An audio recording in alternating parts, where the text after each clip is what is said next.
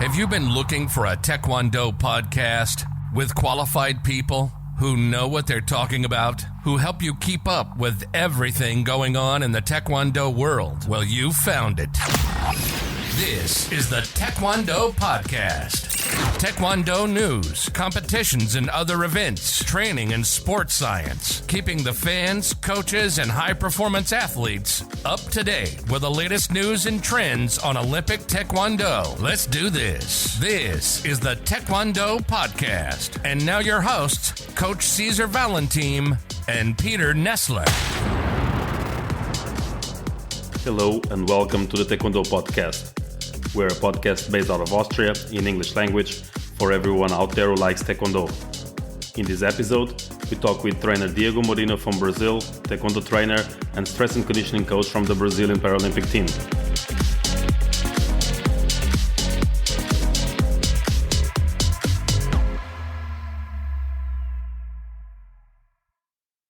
Welcome to our podcast. I'm Coach César Valentim and with me is trainer Diego Morine. Hi Diego, how are you? Hello. How are you doing? Yes, very nice. Your spring is coming. How is things in Brazil? Oh, I imagine that you are happy with the spring. In Brazil, you don't really have a winter, so you don't have to worry too much.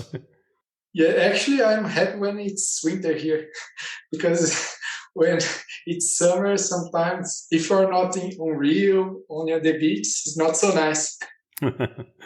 Well, for those who are listening and don't know who you are, could you please tell us a bit about yourself? Yes, sure. Nowadays, I'm the strength and conditioning coach of the Brazilian national team, junior, senior, and para Taekwondo. And I have a background from Taekwondo. I'm black belt since 2007. And then I entered in the more academic field. I did my physical education undergraduation at USP, which is the best university here in Brazil. And during this period, I always wanted to work with physical training or high-level training, especially in martial arts. During this period, I entered the subgroup of sports combat at USP that was led by one of the best researchers in fights in the world, which is Emerson Franchini. And since then, I start to study more about the physiology of the different sports combat like karate, taekwondo, jiu-jitsu, judo. And after I graduate, I start to work as a strength and conditioning coach, like in Sport Club Pinheiros, which is one of the best clubs here, most Olympic clubs here in Brazil. I work with many modalities. And nowadays, I work at the National Confederation with the Taekwondo national team. So, with your background in Taekwondo, also in martial arts that are not only Taekwondo, in your perspective, what's the single most important physical ability for a Taekwondo athlete? Well, I think, in my opinion, for Taekwondo and actually for most of the martial arts, it's power. When I say this, there is always someone from old school that say, oh, but nowadays, do you think power is important for Taekwondo? Because now they keep with this strong leg, up. But power is always have been the most important capacity, at least in my opinion, because all the scores and all the moments that are decisive in fights depends on power, or with punches or with kicks. You must accelerate your kick or your punch until the end. So power definitely is one of the most important capacities and should be one of the goals of any strength and conditioning program for Taekwondo. You mentioned as a goal for the strength and conditioning coaches, not everyone in the Taekwondo schools has access to a strength and conditioning coaches. Most of the Taekwondo trainers have to do a little bit of everything, from administration to training to strength and conditioning. How soon do you think that into the Taekwondo program, when we talk about the pre-competition schools and normal Taekwondo clubs, how soon should it be introduced into strength and conditioning? This is a very interesting question. Sometimes people make me this question, when it's a good time to start the strength and conditioning program? I think maybe the question should be, what kind of strength and conditioning program should we apply for different ages? Like, for me, every training is physical. So, for example, it doesn't matter if you're teaching someone how to kick, or if the kids are like playing, running, or jumping. Everything is physical. And we know that for different ages, some kind of capacity are more trainable in some periods. So, for example, for young age, training speed, it seems to be very nice, and they respond very well with this kind of stimulus. If you watch the kids playing, for example, they usually plays like games that they run like for 5 seconds and then stop. They always do this kind of high intensity activities and then stop. So it's naturally they respond very well to this kind of stimulus. If you see, for example, in the young age, in general, everyone has mobility, for example, for do a full squat or to do any kind of movement. And with the time, actually, we lose this kind of mobility. So when you think in a program, and I'm not just talking about athlete, it's important to put some kind of strength exercise with your full body. When I say strength training for kids or for a young age, I'm not talking about you do like a clean and jerk. I'm not talking about that. But you must do like full body activities, like a squat with your own body, or doing some push-ups or something, some kinds of this kind of exercise, or even teach the kids how to jump, or teach a lot of movements. We need to teach them how to use their body through different skills. And with the age, when they get older, we start to do a more specialized program with the focus really on the competition and on the modality that he's training. So I see this periodization, this specialization process began like on the cadets. We start to do more specific loads, and then this specificity increase with the time. Like on the junior, it's very specific, the physical training. And like in the cadets, we have some things general, but like we have like a very good volume of specific loads. I don't know if I was clear about that. Like I think like we should put physical stimulus since the beginning, but like the point is what kind of stimulus, you know? So 30 and 40 years ago, I don't think most of the trainers had knowledge about all the strength developments or long-term athletic development. These days, trainers are much more educated. They have access to other tools. They have resources that are free, available worldwide in the internet in all languages that exist. Do you think that Taekwondo trainers today are people that are interested in strength and conditioning? I will say a little about my reality here in Brazil, and maybe this is not the reality in other countries in the world. But here in Brazil, we are starting to change our mindset from 3-4 years until now. When I entered in the national team, it was in 2018. And for you to have an idea, half of the national team, of the senior national team, didn't even do any kind of strength training. I'm talking about 2018. I'm not talking about like 20 years ago, you know. And people usually say, oh no, if they do any kind of strength training, they will get a higher mass, and then they will go up on the weight category. And like they talk about these things that we know that it's not true. We have knowledge nowadays to understand that strength training is important, that any kind of athlete should do a strength training and power training specific. And in 2018 here in Brazil, half of the national team just didn't even do any kind of strength training.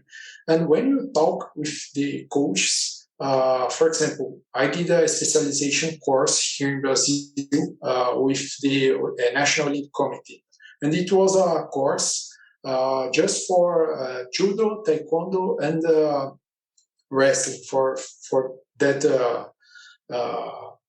that group. And it was a 2 year specialization course. And many of my partners from taekwondo, they go, "Oh, you are just theoretical. This thing of periodization, I don't think it's useful because the important is the feeling, our experience in Taekwondo, that's important. And we don't see how this load distribution can help us in anything." So I'm talking, for example, I did this course in 2015, 2016. So it's not so long. Many people here in Taekwondo, they didn't have any kind of interest on that. I think from 2018 to now, many people start to change their mindset. For example, nowadays in the senior national team, everyone trains.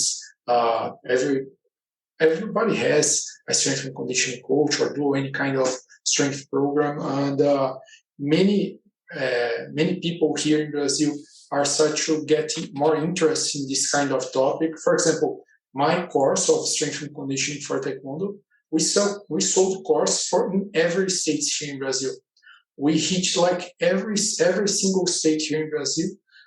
We had coaches that bought our course. This shows some interest of the Taekwondo community in this kind of topic, and this shows too how they don't have some kinds of access that with information that are more specific for them. The reality in Brazil is a little bit different from the one you do in Europe. Here in Europe, we do have basics to S&C and to periodization in the beginning of a trainer career with the mandatory federation courses or national institute courses. We do hear about it. You do learn about it. The question is, even if you learn about periodization, do you actually do it? Do you actually put it into work at your club and with your athletes? Do you think they do that in Brazil? I think we have clubs. For example, I work with some clubs here in Brazil. In Brazil Lutas, which is my company, we offer this kind of service of physical training for people in all the country. And I have some clubs that the coach can work with me, and we can do like together properly periodization that considers like the specific load training, the strength and conditioning load training, and we use tools to monitor it. But to be fully honest, this is the minority of the clubs here.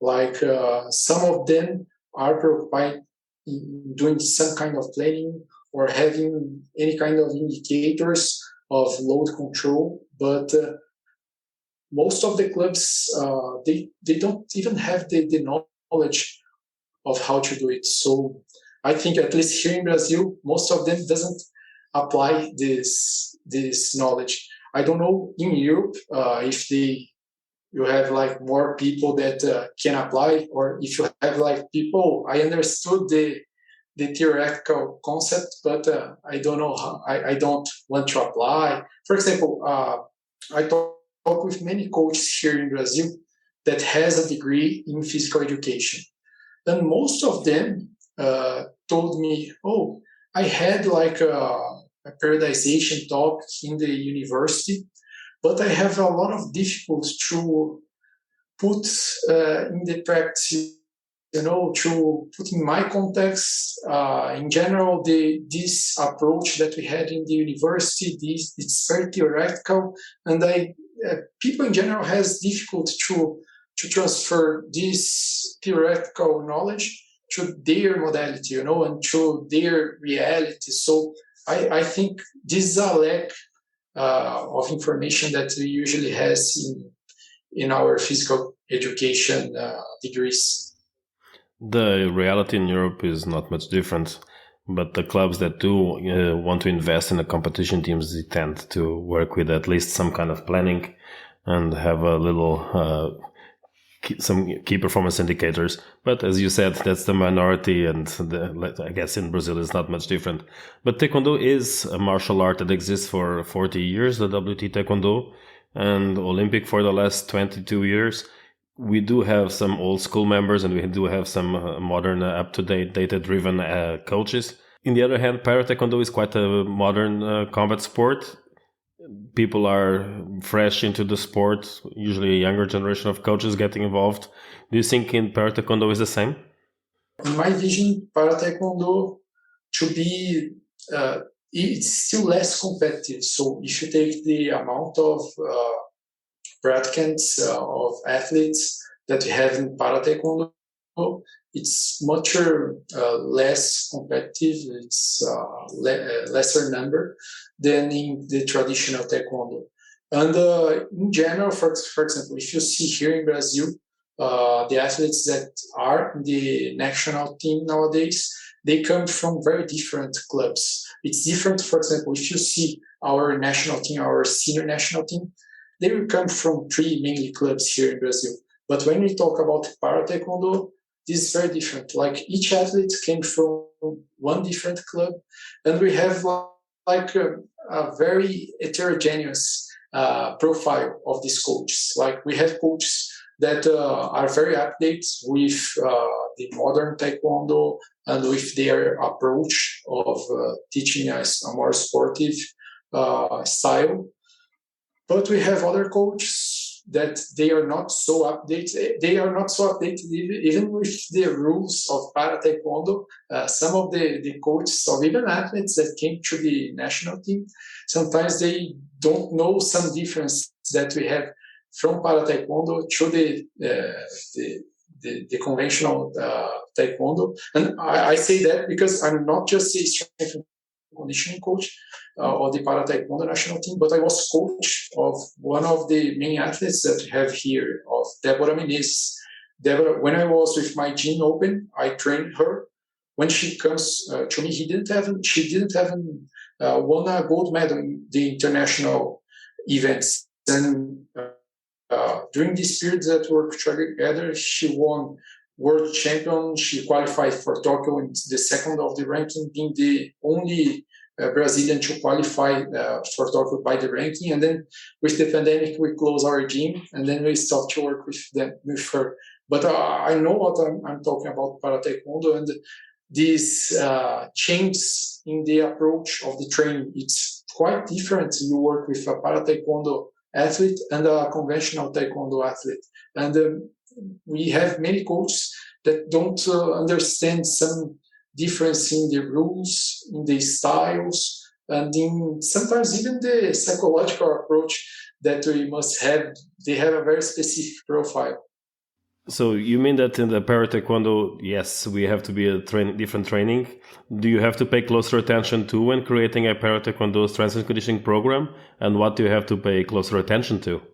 Well, I think the first thing that we must pay attention first is what kind of disability your athlete has, because on the Paralympic Taekwondo, we have like people who are amputee, but we also have people with neural disorders. So this is different kind of approach. In general, especially with people that are amputee or doesn't have a part of the member. In general, they have a very they have different strength problem in their back, especially because imagine that you have one side like heavier than the other side.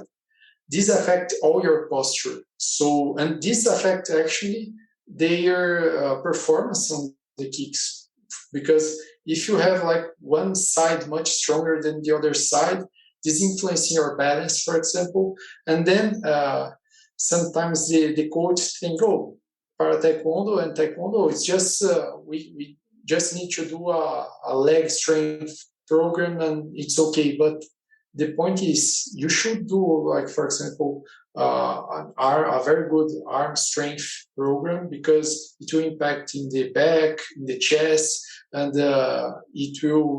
this kind of balance will influence in their performance on the fight. So this is the first thing, like thinking their balance of strength, especially in their back and in their posture.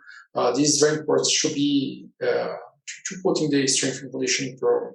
The second point is to, I think for Para Taekwondo, we should do like a higher volume of proprioception and balance exercise. We always put this kind of exercise as an extra exercise for preventive purpose. But I think for Para Taekwondo, we should increase a little bit the volume of this kind of exercise, because I think the balance is one of the things that most influence in the quality of their kicks. So because they don't have a member, or they have difficulty to do a balance with their arms during the kick, like work with their balance and their proprioception, normally influences in their performance. So looking to these things that sometimes, it's a simple thing, or you don't care, in the long term, it makes the difference, In terms of normal taekwondo, the able-bodied taekwondo, having some kind of asymmetry and having some kind of tolerable muscular disbalance, it's actually an advantage, especially when you're very unilateral, trying to go for the wider and longer reach for the head kicks. In case of para taekwondo, when their head kicks are not there and the combats are much more dynamic and much you cannot kick to the head, of course, much more action to the body shots. How do you compensate for those asymmetries? What kind of exercises? A little bit of more of a technical question. When you look at the amputees or the unilateral amputees, what kind of strength training and strength training exercises are for you like gold? This is a quite important question. For example, how we decrease like this kind of asymmetry, and like how we put unilateral exercise. For example, for the arms exercise, we in general do some kinds of adaptation in their amputee arm, for example. And in general, they can do like almost all kind of movements. So, for example, a bench press, we can adapt and like put a weight in this kind of that adaptation. I don't know the name in English, but that kind of adaptation that we put, like kind of prosthesis. But here in Brazil, we do like very general adaptations, but like we can do most part of the exercise. For example, with Deborah, we did with her even like a pull up. Yeah, pull up. Yeah, even pull up. Sometimes I forget the name of the exercise in English. For the people who are listening to us, we are actually having a video chat, so I can see Diego moving on the video, so I can understand what kind of exercises he wants to do. Yeah, and well, sometimes I forgot the names. And like for Deborah, for example, we did some kinds of adaptation with bands and with these prostheses that she could do even pull-ups. So when we start to think about which kind of adaptation we can do for that member, like basically we can do almost all kind of exercise and their progressions, in general, for arms, I like to do like bilateral exercise, because sometimes for them it's more difficult to coordinate both arms because of this difference of this asymmetry. Then, like for example, you do one arm and then you do the other. So for arms, I like to do this kind of bilateral exercise, but with this kind of adaptation in one member, and then the properly way in the other member. And then for the legs, we do the normal progression of starting with bilateral strength exercise and do progression with unipodal, unilateral exercise that requires strength and balance, and then we progress to a power training. Like for the legs, it's basically the same progression that we usually do, with the difference that at least me, I like to put a little more of balance and proprioception on the beginning of the training. I think we have a very positive transference for the kicks in the long term. But for the arms, this kind of progression, that adaptation that we usually do. This podcast is supported by Hawken Dynamics. Hawken Dynamics believes that technology is most useful when it stays out of your way. That's why Hawken developed the world's first wireless force plate system with extreme usability. It is the quickest, easiest to use, and most robust solution on the market. It is trusted by all sports organizations large and small, as well as tactical, military, and rehabilitation environments around the globe. It's force testing in the palm of your hand. Here at Vin Taekwondo Center, we use Hawken Dynamics to test and monitor our team. The cloud-based platform allows us to access data and publish a variety of reports on the go. My favorites are trend reports and, of course, weight reports, where I can monitor different metrics to view progress and identify performance indicators, or to compare weights to a baseline data range. I use it on a daily basis to identify readiness. A simple jumping test takes me less than a minute to assess the entire team. Having my own Hawken Dynamics force plates allows me to test reactive strengths, maximum strengths, rate of force development, asymmetry, and so much more. The real-time feedback on the app is useful not only for testing, but as a training tool, making it more accurate and at the same time more engaging for the athletes. If you are interested in learning more about Hawken Dynamics or getting your own, the team can be reached at info@hawkendynamics.com or on Instagram or Twitter at Hawken Dynamics. This podcast is sponsored by First Beat Sports. First Beat Sports combines the most comprehensive analytics in team sports with a customizable interface to support real-time monitoring, recovery monitoring, performance management, and much more. The result? Data-driven decisions that support your athletes and team training, recovery, and performance goals. First Beat Sports is trusted by professionals. Over 23,000 athletes representing over 1,000 teams around the world rely on the solution to train and plan with confidence on a team and individual level using HRV-based insights. For more information, please visit our website, firstbeat.com/sports. When talking about Taekwondo training, we need to talk about Athlete Analyzer. Athlete Analyzer is the first Taekwondo-specific athlete monitoring system. It is used by both national teams, regional squads, and small clubs to maximize performance, prevent injuries, and communicate with both athletes and trainer teams. Athlete Analyzer is a cloud-based system with a friendly smartphone app. You can plan and monitor every aspect of your training, even when you are not in the gym with your team. The easy-to-use video analysis tool is not like anything you've seen. It helps you understand your athletes and even their opponents, making this app the only tool you need to manage your team. Before I used Athlete Analyzer, I spent an absurd amount of time in front of the computer, creating spreadsheets and using half a dozen software solutions. I have athletes in my center, but also abroad, and with Athlete Analyzer, it's much easier to communicate, plan, and monitor their development. Now that I have extra time, I can focus on what matters, training my athletes, and it still leaves me some room to do other stuff, like this Taekwondo podcast. Athlete Analyzer offers you a 2 weeks free trial. Visit them at athleteanalyzer.com to sign up, or click on the link in the episode's description. To get the most of your free trial, I recommend you first book a free personal demonstration with Nicholas. It will give you a great insight of what Athlete Analyzer has to offer you and your team. It is well worth the time. You're listening to the Taekwondo Podcast. Now back to your hosts, Coach César Valentim and Peter Nessler. Welcome back. We've been here talking to Diego Morine from Brazil, strength and conditioning coach, Taekwondo and Para Taekwondo trainer. And we've been talking a lot about the development of athletes, both in Olympic and in Paralympic Taekwondo. Talking about strength and conditioning is interesting, but in your perspective as a coach that did both Olympic and Paralympic Taekwondo, what do you think is the difference, the main difference between the two sports, and what does excite you more about one or the other? Well, between Taekwondo and Para Taekwondo, I think the first thing of difference is the profile of the both athletes. Like in the traditional Taekwondo, to be more competitive, like it's more difficult to, for example, for you to achieve a national team, for example. Like you must beat more people, you must train more. For example, at least here in Brazil, in Para Taekwondo, there are some categories that have very few people playing that category.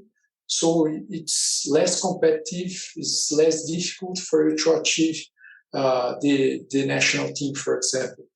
This when you have less competitivity, you have some kind of implications. For example, in general, in the traditional taekwondo, when you came to the national team, in general, they tend to be more hard workers, and they have a more competitive mentality.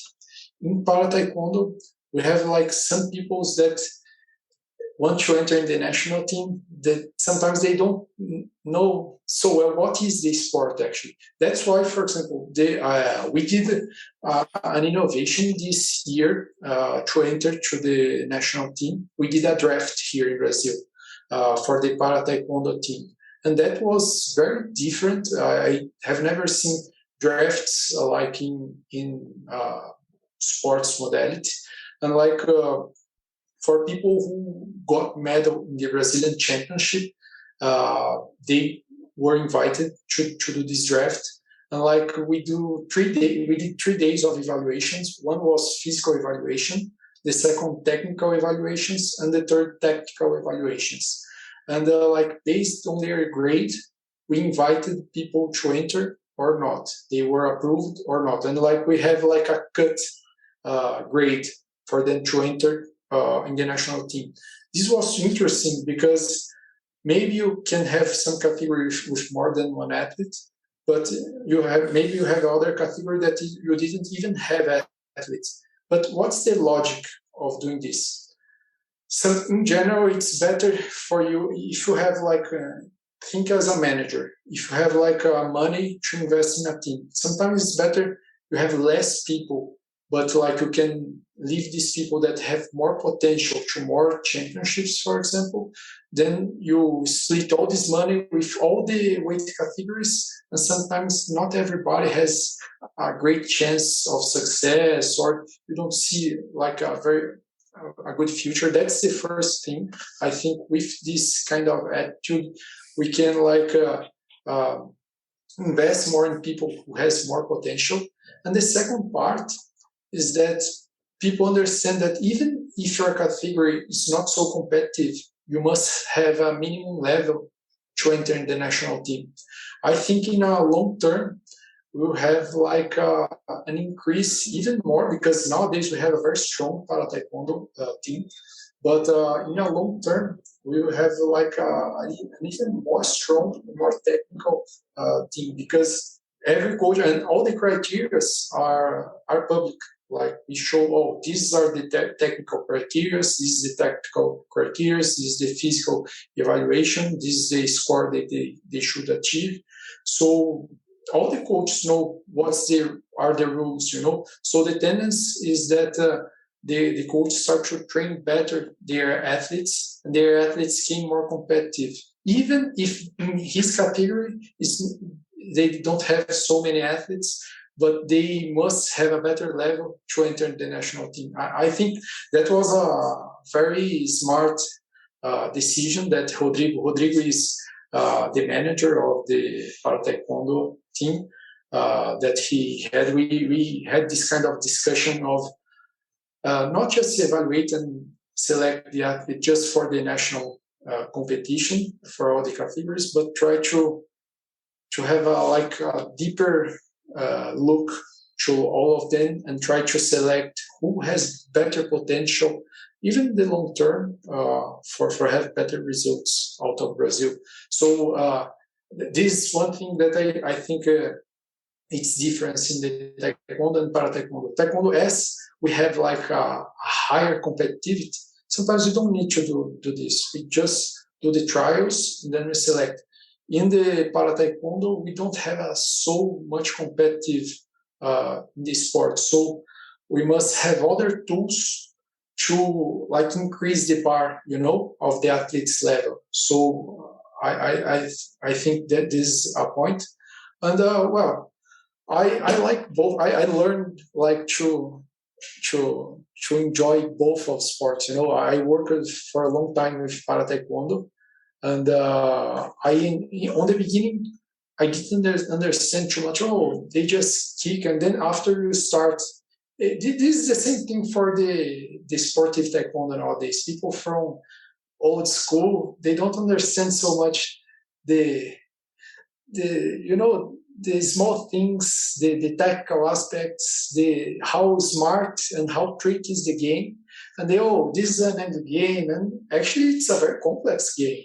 And I learned to understand Para Taekwondo. So I learned how to enjoy both styles. A little bit more about on your personal side. You've been involved in Taekwondo for quite a while. You're well known for your conditioning programs in the Portuguese-speaking community, both in Brazil or Portugal. Are you planning on developing any projects outside of Brazil? Yes, actually, this is a plan of ours.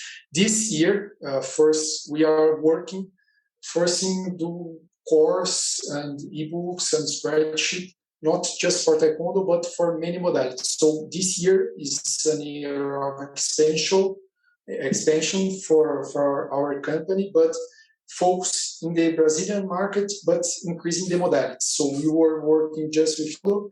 Nowadays, we are achieving a lot of people from Muay Thai, from Karate, from Jiu-Jitsu. So we are expanding the modalities, but here in Brazil.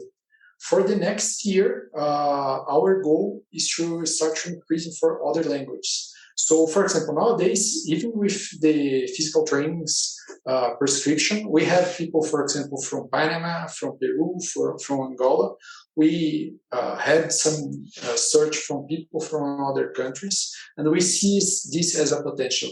And so the idea in the next year is to start to produce content, maybe in English or maybe with subtitles in different languages. We don't know yet the format, but like our goal is to increase and expand for other countries. Besides that, I actually, after the Paris cycle, I really think maybe work with another team. I like this experience of working in other countries or something like this. So I think this is a real opportunity. Maybe after the Paris cycle, this is something that I will search or invest more in this possibility. This is probably one of the hardest questions of all.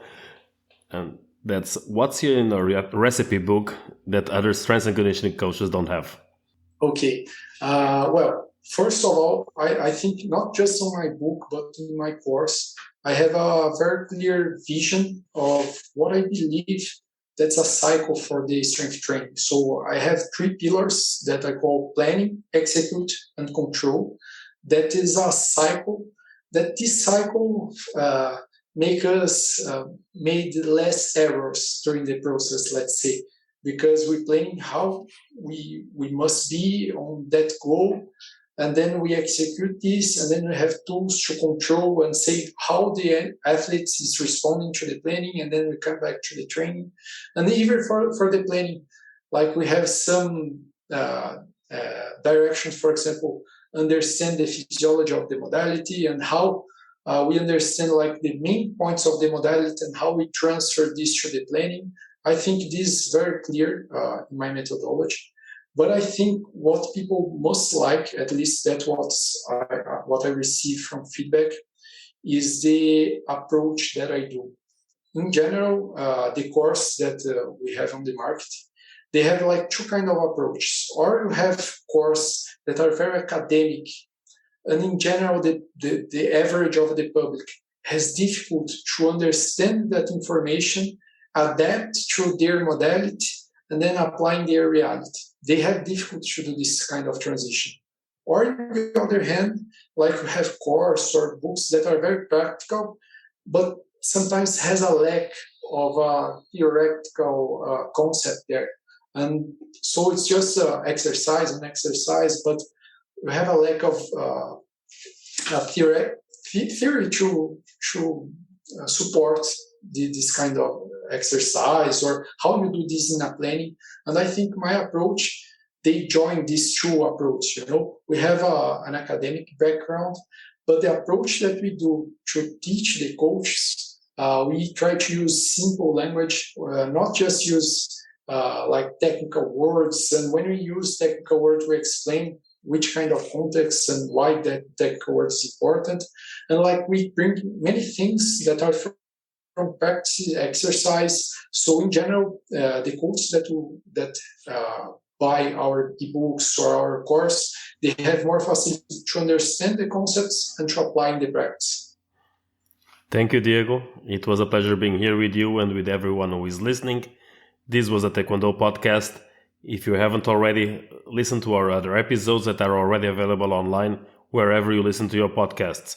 We are releasing new episodes every Tuesday. Stay tuned, subscribe to the podcast, leave us a positive review, and share it with your friends. See you next time. You've been listening to the Taekwondo podcast, keeping the fans, coaches, and high-performance athletes up to date with the latest news and trends on Olympic Taekwondo. Your host, Coach César Valentim, has almost 20 years of experience with high-performance Taekwondo and has worked all around the world as a Taekwondo trainer. Peter Nessler has been teaching Taekwondo for more than 20 years, and he's currently one of the top referees in Europe. We hope you enjoyed the show. Make sure to like, rate, and review. And we'll be back soon. But in the meantime, find us on Instagram at Taekwondo Podcast, on Facebook at Taekwondo Cast, and the website taekwondopodcast.com. See you next time.